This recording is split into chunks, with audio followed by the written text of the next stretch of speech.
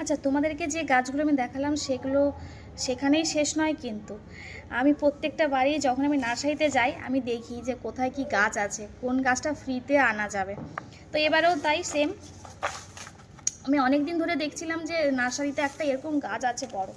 এটা কি গাছ, কি ফুল আমি জানি না।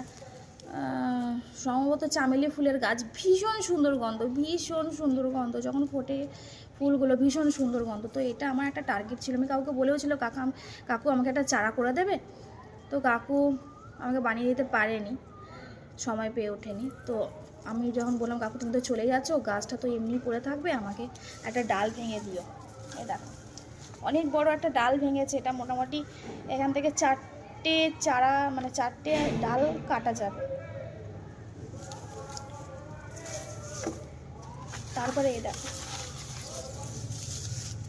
থোকা করবি, রানী কালারের থোকা করবি। এটা আমার কাছে ছিল না, এটাও 2টো ডাল ভেঙে নিয়ে এসেছি, এটাতেও চারা করব। তারপরে রয়েছে এই দেখো এই পাতাবাহারটা, এগুলো আজকেই করবো, গরমের মধ্যে এরকম হয়েছে, জল দিয়ে রেখেছিলাম।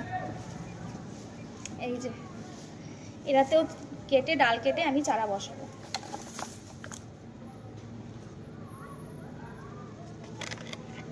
তারপরে এই দেখো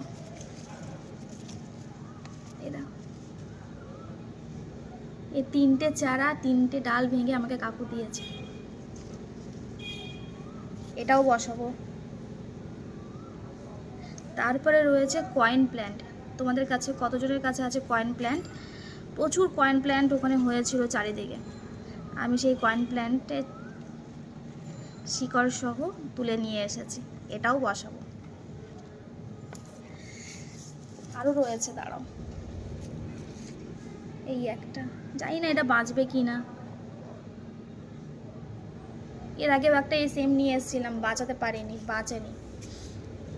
তারপরেও দেখো এই যে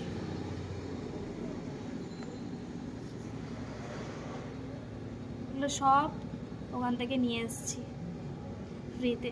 তো এরকম আমার মতন কে কে আছো যারা নার্সারিতে গেলে এরকম ফ্রিতে গাছ নিয়ে আসো, আমাকে কমেন্ট করে জানিও।